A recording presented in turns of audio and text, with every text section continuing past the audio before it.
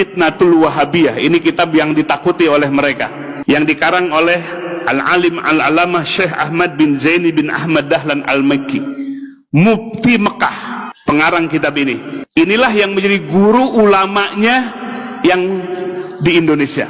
Murid-murid beliau diantaranya pertama adalah Syekh Khalil Al-Bangkalani dari Madura, murid beliau. Yang kedua adalah Syekh Ahmad Khatib Al-Minangkabawi dari Minangkabau, Sumatera Barat, murid dari Syekh Ahmad bin Zaini bin Ahmad Dahlan. Yang ketiga adalah Syekh Nawawi Al-Bantani dari Banten. Dan banyak murid-murid yang lain, murid-murid beliau yang jadi ulama di Indonesia. Nah, beliau dalam kitab ini disebutkan, Bapak Ibu sekalian, beliau hidup di abad ke-13 Hijriah, menyaksikan langsung.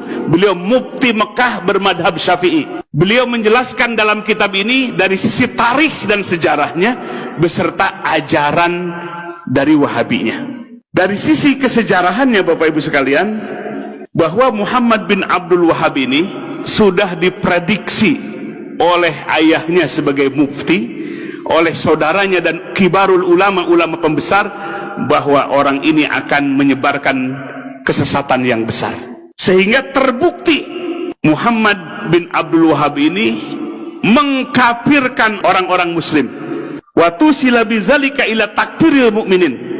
Jadi mengkafirkan orang-orang yang beriman. Maka selain daripada yang mengikuti mazhabnya adalah musyrikin. Itu pandangannya. Sehingga Bapak Ibu sekalian, pertama, faza'ama ana ziyarata qabrin Nabi SAW, sesungguhnya dia menyangka berziarah ke kuburan Nabi, wa tawassuli bihi, bertawassul dengannya, wabil anbiya, dan kepada para nabi, wal aulia, dan kepada wali, wasolihin, dan orang-orang soleh, wa ziyarati quburihim, dan menziarahi kubur mereka, syirkun syirik. Jadi kita ziarah ke Wali Songo syirik, bertawasul syirik, ya, yang suka tawasulan.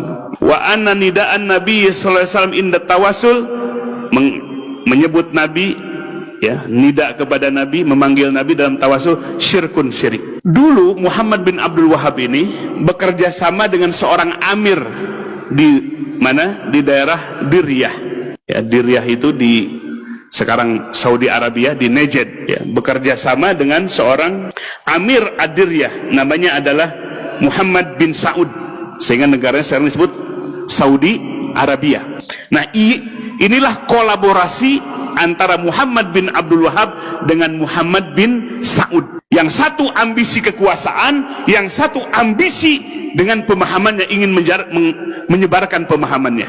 Sehingga di dalam sejarah, dalam kitab Fitnatul Wahabiyah ini, jumlahnya tidak terhitung yang dibunuh oleh pemahaman ini, dengan jumlah yang sangat banyak, karena memadukan kolaborasi antara penguasa dengan orang yang menyebarkan madhab Wahabi ini. Jumlahnya tidak bisa dihitung. Di Taif, di Jeddah, di Mekah, banyak manusia yang meninggal. Bahkan terakhir, Bapak Ibu sekalian, ketika merebut Hijaz Mekah dan Madinah, mereka menggunakan senjata Inggris untuk membunuh kaum muslimin.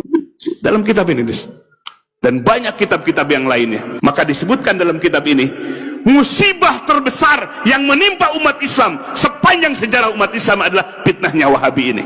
Maka sekarang, Bapak Ibu sekalian, mereka ganti kulit, nggak mau disebut Wahabi, maunya disebut Salafi. Padahal paham yang mereka pelajari dan kitab-kitab inilah yang mereka pelajari semua. Jadi Bapak Ibu sekalian, ini sungguh memprihatinkan. Kenapa? Karena mereka menggunakan pemahaman seperti ini, pemahaman yang merusak, yang membelah-belah kekuatan umat Islam, yang memecah belah kaum muslimin.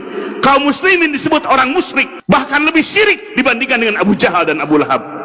Sungguh kejam, Bapak Ibu sekalian, paham ini. Bagaimana kalau anak-anak kita mesantren di tempat itu, melahirkan orang-orang yang kasar, yang radikal seperti itu.